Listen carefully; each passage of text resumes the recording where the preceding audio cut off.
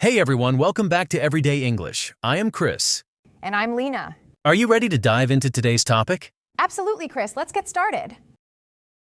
According to recent studies, humans now have an average attention span of just 8.25 seconds. That's actually shorter than a goldfish.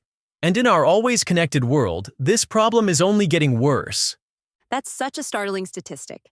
Just yesterday, I was in a meeting where half the room was secretly checking their phones while the presenter was speaking.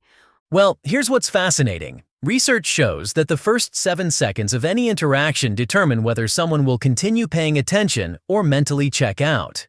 So what you're saying is, we essentially have less time to make an impression than it takes to microwave a cup of coffee.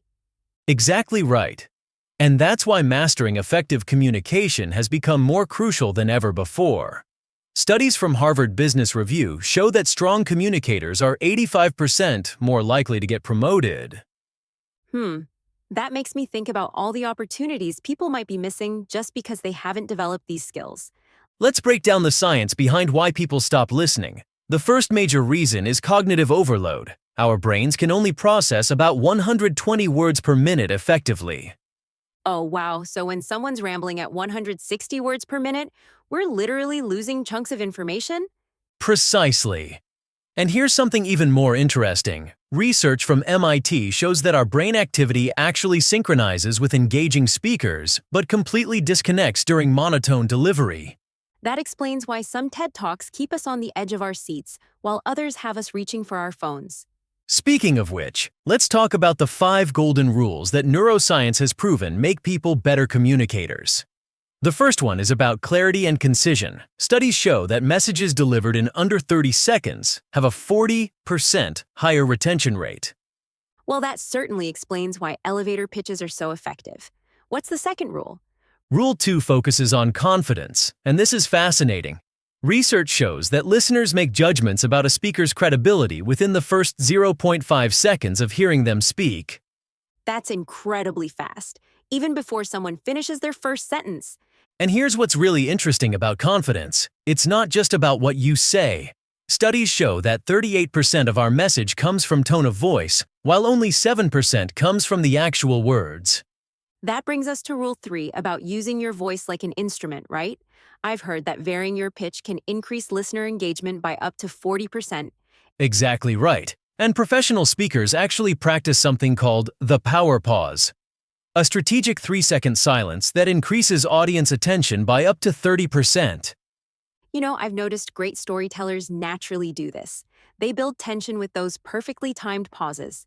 Rule 4 is about making it about the listener, and this is where neuroscience gets really interesting. MRI studies show that when we hear personalized content, our brain's reward centers light up like a Christmas tree. So that's why the best speakers always seem to make you feel like they're talking directly to you? Precisely. And they use a technique called neural coupling, where they match their speaking pattern to their audience's natural thought rhythm. That's fascinating. What about the final rule? Rule 5 is about practice, and here's the science behind it. It takes approximately 10,000 repetitions for a new speaking habit to become automatic in our neural pathways. Well, that explains why changing our communication style feels so challenging at first. But here's the encouraging part. Studies show that focused practice can reduce that number to just 3,000 repetitions if we're using the right techniques. Speaking of techniques, could you share some practical examples of how to implement these rules? Of course. Let's start with a simple exercise that's been proven to increase speaking effectiveness by 43%. Recording yourself speaking for 30 seconds about something you're passionate about. That sounds terrifying, but I guess that's exactly why it's effective. Research shows that this kind of self-observation activates our brain's error detection system, making improvement happen up to 3 times faster than just practicing without recording. These insights are really changing how I think about communication. It's not just about talking, it's about creating genuine connections. And that's the key takeaway. Effective communication isn't about being the loudest or most eloquent speaker. It's about creating what neuroscientists call neural synchrony, when speaker and listener's brain patterns actually align. So in essence, we're not just sharing information, we're literally getting on the same wavelength. Exactly. And as we wrap up, remember this striking statistic. People who master these 5 communication rules report a 62% improvement in both professional and personal relationships. That really puts into perspective how much impact our communication style has on every aspect of our lives.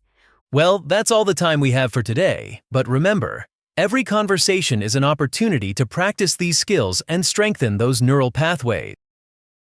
Alright, that's a wrap for today's episode. If you found this helpful, don't forget to like this video and subscribe to the channel so you won't miss out on more tips to improve your English.